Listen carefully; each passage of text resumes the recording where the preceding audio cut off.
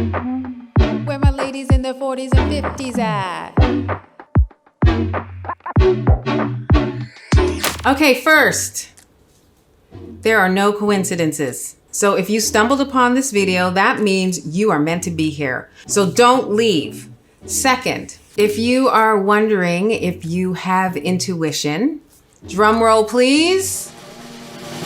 You do! You have intuition, you have intuition, you have intuition. Everybody has intuition. Woo! So now that that's settled, hi, I'm Kai, and this is Stephanie Danger. She serves as an alter ego to tap into when you want to give the finger to the status quo. If you enjoy this video, please consider subscribing. Today, we are going to learn a little bit about intuition and how it works in case you're a newbie. And then we are going to jump in and start using it with a fun exercise. For the exercise, you will need something to write with and something to write on. So if you want to pause the video for a second and grab something, feel free to do so. I am obsessed with intuition. I think it could change the world if it was used as often as logic. Being able to use your intuition when looking for answers to questions in your life can be priceless, magical, and life-changing. So here's what I know. I have never regretted a choice I made based on guidance from my intuition. It may have been scary to follow, but I have never regretted it. Now, when I've ignored my intuition, that has been at times not cute. So here's the problem. We live in a fear-based culture that obsesses with trying to control everything. Now, I don't know about you, but when I try to grab onto something and control it and bend it to my will, yeah, that doesn't usually work out too well. Because unfortunately, life doesn't really work like that. It's not meant to be controlled, although we do try. Which means we make a lot of choices based on being afraid of what might happen. Intuition has a really hard time functioning in chronic states of stress, anxiety, and exhaustion. But in modern life, we often live in those states. Unless you're this guy.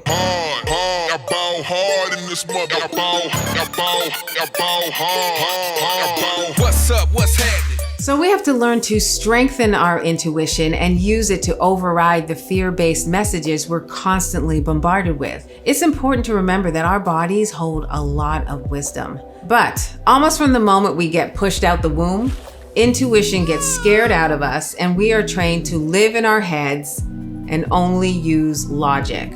Now, I don't have anything against logic. It serves a purpose, but if you want to create some magic in your world and get support in realizing your full potential, intuition is your jam. So my request is for you to open your mind to possibilities outside of logic, just for the length of this video. 10 minutes, 15 minutes, you could do that. Remember, you were gifted with intuition at birth. If you aren't tapped into it, that's only because it's gone dormant, and we're about to wake it up. And the great thing is, once you master your intuition, you don't have to follow the status quo. Because in my perhaps unpopular opinion, a lot of what they say we should do isn't really serving us. It serves corporations and capitalism and the powers that be. When you let your intuition lead the way, you are guided towards choices that support the collective and the abundance of the planet as a whole. World changing! The other great thing is, once you have intuition on your team, you can sometimes sidestep problems. So I want to share a story about the exact time in my life when intuition took a front seat. As some of you may know from my other videos, I was in an abusive relationship from my late 20s into my early 30s. About 2 years into this relationship, I started to suspect that he was probably cheating on me, but I just had a feeling. I didn't have any proof or anything I could point to specifically to back up these feelings. And of course, in an abusive relationship, your partner is convincing you that you're crazy, you don't know what you're talking about. And my self-worth and confidence was at such an all-time low that I kind of just had to sit with these feelings and not know what to do with them. So late one night, I'm already in bed. He comes over to my place. I go to the bathroom in the middle of the night, and when I come back to the bedroom, his pants are sitting in a pile by the bed, and sitting right on top, very pretty like, is an open condom wrapper. And I honestly feel it was like the universe going, okay, we need to give this girl something like right here so she can see that it is a factual thing that she has been suspecting all this time. So I confronted him. But the biggest thing that happened that night was I made a commitment to myself that I would never let anybody try to talk me out of what my intuition was telling me. If I have to choose between the Dalai Lama and my intuition telling me something else, I'm going with my intuition. And I have never wavered from that commitment, and it has served me well. It's also interesting to note that the night I met that guy, my intuition was screaming, stop, abort, run. But at the time, I didn't have a relationship with my intuition, so I didn't know that it was trying to tell me that. Only in hindsight, when I had done a lot of work on myself and reflected back on that time, did I realize, oh, that was my intuition trying to talk to me and warn me about what was happening here. Anyways, better late than never. This is why I am so passionate about all of us using this gift more. And I am especially passionate about women in midlife and beyond keeping their intuition muscle strong, because midlife is when society can kind of start to mess with us a bit. As we start to lose our fertility, we get hit with these subtle messages that we're no longer of value. We start to feel invisible. And these societal reflections can cause our confidence to take a really big hit. But when you are being led by your intuition, you can swat that silliness out of the way and know from a very grounded place that it's all BS. The other reason I deeply desire middle-aged women having a strong relationship with their intuition is so that they can encourage the generations of women behind us to have the utmost confidence in using their intuition. I wish for all women coming up behind me to use it more than I did when I was younger. I want their default to be rejecting the status quo when it contradicts what their gut is telling them. I mean, imagine if women were given permission to honor their intuition from the time they were toddlers. The world would be a completely different place. When you make a commitment to your intuition, it will have your back in so many situations. I guarantee it. Okay, so now we have to figure out how your intuition speaks to you. This takes practice because your relationship with your intuition is very personal, and everyone interacts with it differently. Do you see this car? It's a new model that just came out. Okay, did you notice how your body felt when I said this plant was a car? It probably was like, something feels a little off here.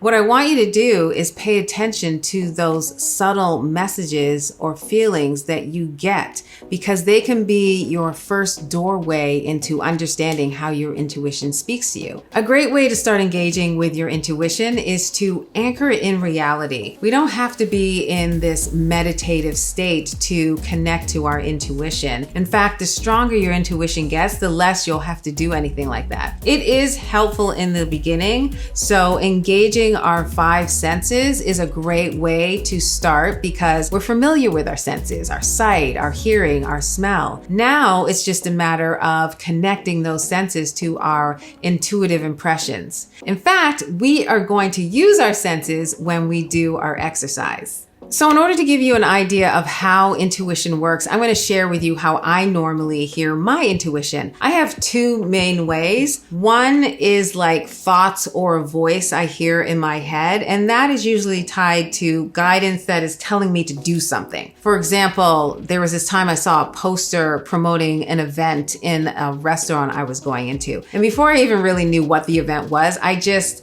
knew I was supposed to go. And that ended up being a catalyst for a very powerful meditation practice I did for several years. The other way my intuition speaks to me is through what I call the twirly twirls. And it's like I feel this blue, blue, blue in my stomach. And that is usually my intuition warning me about something, telling me something is off, to pay closer attention, to be careful of something or someone. It's very clear that when I get the twirly twirls, it's because something is wrong and I need to pay closer attention. Intuition isn't a fan of following societal norms and conditioning, which can be very uncomfortable, especially for women. But I actually think this is one of its most powerful uses. For example, I had a directing gig that ended up being very soul crushing.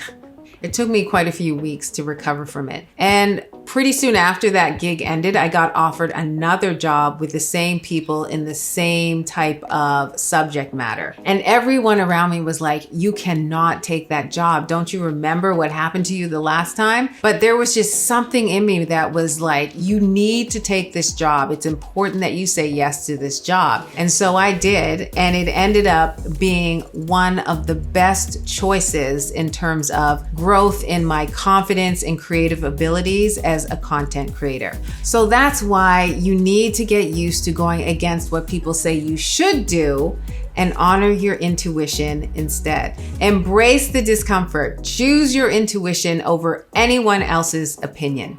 And one final thing before we do our exercise, your intuition will never guide you to do something that harms another. So if you get guidance like that, that ain't your intuition. Okay, so let's start working that intuition muscle so we can create some magic in our lives. I just want to emphasize that it is okay to make mistakes. It's a practice. It helps to view your intuition like a muscle. If you don't work out for a while, you can't just go back into the gym and like lift 100 pounds. It's the same with your intuition. You can't expect it to perform at optimum performance if you haven't used it in a while. So be patient and give it time. For this exercise, you are going to choose the winner of a horse race, relying only on your intuition. The horse race is real. It has already happened, and I am actually going to show you a video of the race after we complete the exercise. You are asking for clues about the name of the horse, not the horse itself. If you aren't clear in what the question is, you may get hits about the color of the horse or the size of the horse or the mane of the horse. You want to get clues about the name of the horse. So my instructions for you are to trust that your intuitive sense has access to anything you would like to know about the name of the winning horse. You already know how to do what you're about to do. You're just reminding yourself. Embrace any feelings of being uncomfortable. It's supposed to feel strange. Don't discount anything that you see, feel, hear, think. Write it all down. So let's take a deep breath to get grounded. Allow your body to relax and begin writing down thoughts, feelings, memories, images, or other impressions the name of the winning horse brings up. Your impressions won't necessarily be literal, so record everything that comes to you. If you feel blocked, just take a deep breath and continue taking note of whatever you observe. Pause the video here while you write your impressions and then unpause once you're done. All right, so you can start wrapping up what you're writing, and we're gonna stop our impressions here. So now we're going to review the notes that you've written. You wanna look for themes, descriptive words, predominant letters, things that stick out to you. Are there any patterns? Just do a general scan of everything that you've written. I am going to show you a list of names for the horses that ran in the race. Looking at these names, do you see one that matches your clues more than others? Now, don't expect an exact match, but which of the names feels like it most fits with what you've written? If you need a little more time, pause the video, look through your impressions, look through the names of the horses, and then I want you to choose the name of the winning horse. All right, here's the race. And they're off. Zara comes out running for the lead. Zabava has speed. Warren's memorable, hard-ridden. Discreet Stevie B. Four of them line up into the first turn with Best of Show and Heart River at the back of the field. There's a real scramble in the early stages, and it's Warren's memorable who has a narrow edge. Discreet Stevie B moves up, and Discreet Stevie B is the leader with 6 furlongs to run. Back to second, Warren's memorable. They're followed by a 3-wide Zabava in the red silks. Zara between horses. Best of Show wanted to be a little closer, but has to settle 2 lengths off the dueling leaders. It's a gap of 4 back to the trailer Heart River with 4.5 furlongs to run. Warren's memorable leads 3/4 of a length to Discreet Stevie B. The margin now a little more than a length. Best of Show now moving through, finds a seam, 1 from the rail, and there goes Best of Show to press Warren's memorable into the far turn. Zara, white cap, traveling comfortably outside of that pair. Zabava takes 4th. Discreet Stevie B backing right out of it. Heart River is the trailer. Less than 3 furlongs to run, and Best of Show is the new leader. Has it a half length to Warren's memorable. Make it a length and a half.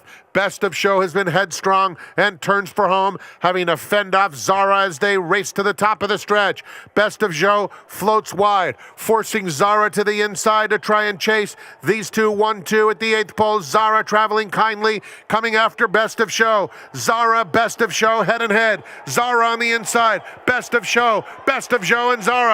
Best of Show or Zara. Zara, Best of Show. Best of Show fights off Zara. Okay, so how did you do?